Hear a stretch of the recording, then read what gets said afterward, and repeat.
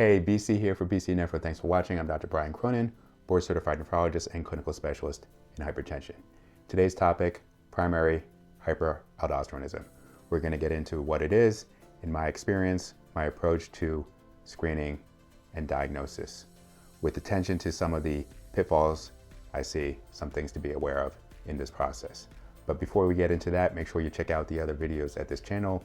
Check out bcnephro.com, where you'll find articles not only on this topic, but on a wide range of nephrology subjects. I'm also on Instagram at bcnephro. Links to all will be in the description below. But now, let's get into it. Aldosterone is normally secreted by the adrenal gland in response to volume depletion or hyperkalemia. The stimuli for aldosterone secretion are the renin-angiotensin system, which is activated with volume depletion, and hyperkalemia, a high plasma potassium. Aldosterone has its effect in the kidney, on the mineralocorticoid receptor in the principal cell of the distal nephron. When this receptor is activated, it increases activity of the epithelial sodium ENaC channel. This increases renal reabsorption of sodium, therefore correcting the volume depletion. Secondarily, it causes an electrochemical gradient to cause potassium as well as hydrogen ion proton secretion, and this corrects the hyperkalemia. Primary hyperaldosteronism is when aldosterone is secreted even when it doesn't need to be. It's independent of the regulation of the renin-angiotensin or potassium. In this case, with excess aldosterone excretion, you will have ongoing activation of this epithelial sodium channel and ongoing sodium reabsorption. This leads to hypertension, and the volume overloaded state will suppress the renin-angiotensin system. Secondarily, with the electrochemical gradient, there will be potassium and proton excretion, leading to the propensity for hypokalemia and metabolic alkalosis. And this gives you the classical clinical triad of hypertension, hypokalemia, and metabolic alkalosis.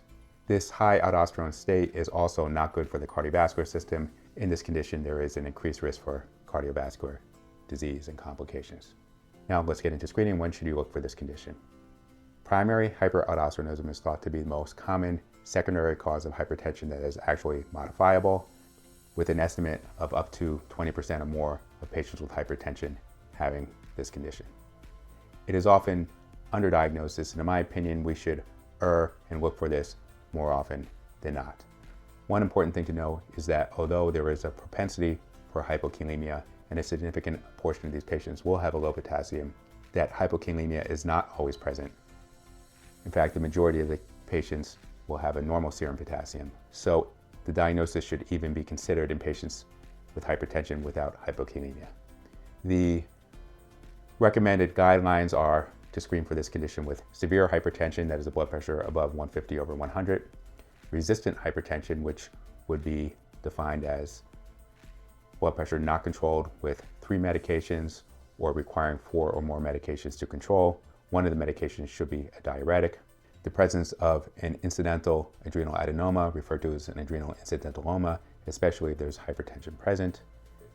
Hypertension that is less severe but associated with hypokalemia, and also hypertension with sleep apnea or hypertension with a family history either of hyperaldosteronism or of hypertension and or stroke at a young age. Now, how to screen. The primary screening test that I often do is the aldosterone-renin ratio. This is a blood sample that should be drawn in the morning, ideally with the patient seated.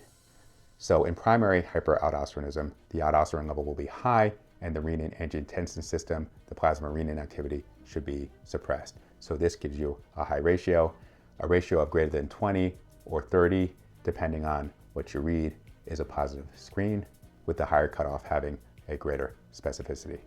The pitfall to know here is that you not only need a high ratio, you need a high aldosterone level. This is because the plasma renin activity is typically less than 1, and when a denominator is less than 1, the ratio can be very high even if the numerator is not. So for example, if the aldosterone level is 5 and the plasma renin activity is 0.1, this will give you a ratio of 50, but this would not be a positive screen. So the aldosterone level should at least be above 10, with the ratio above 20 or 30 to consider it a positive screen. Another common question is what medications to hold. The main medications that need to be held are mineralocorticoid antagonists, spironolactone or eplerenone, the potassium-sparing diuretics that block the epithelial sodium channel, amiloride or triamterene should also be held. It's said that these should be held for 4 to 6 weeks. Other medications I typically do not hold, specifically ACE inhibitors or angiotensin receptor blockers, I continue. It should be noted, though, that these medications can raise the plasma renin activity, so it does decrease the sensitivity of the screen. Now, once you have a positive screen, you need to confirm the diagnosis by seeing if the aldosterone is suppressible. So the main way to suppress the aldosterone is by volume expansion with sodium. The way I typically do this is by doing a 24-hour urine for aldosterone with high sodium intake. I typically prescribe patients 2 grams of sodium chloride tablets 3 times a day for 3 days.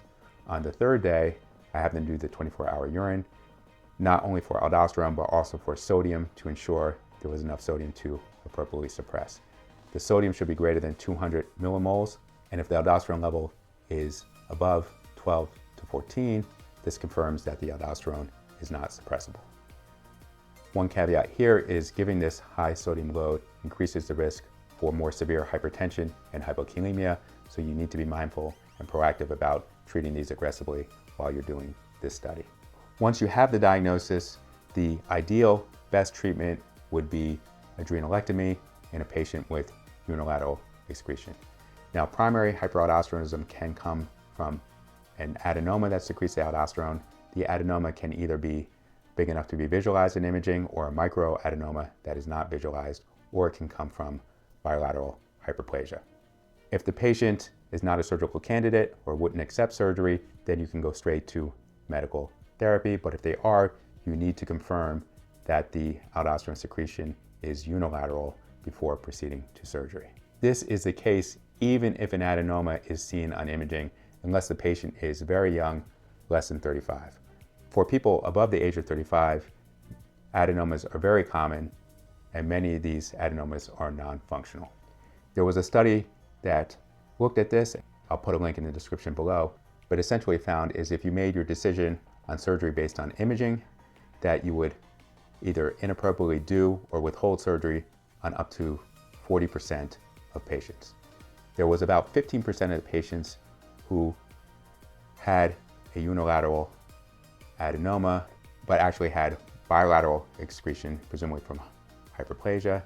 There was 4% of patients who had an adenoma, but had unilateral secretion from the other contralateral adrenal gland, presumably based on a microadenoma, and about 20% of patients did not have evidence of adenoma or looked like they had bilateral hyperplasia and actually had unilateral secretion. For patients who are not surgical candidates, the main treatment is a mineralocorticoid antagonist. Now, there are 2 main drugs used for this, spironolactone and eplerenone. Although spironolactone has more side effects, it is actually much better than eplerenone. It is both more potent and has a longer half-life, so this is the preferred drug. In my experience, most patients can tolerate at least a 25, if not the 50 milligram dose without developing significant side effects. So that's it. Thanks for watching. If you made it this far, you might as well hit like and subscribe. Please share this video with someone who you think may be interested in learning about this topic. It's spreading the message word of mouth that really helps the channel grow. Leave a comment or question below, and until next time.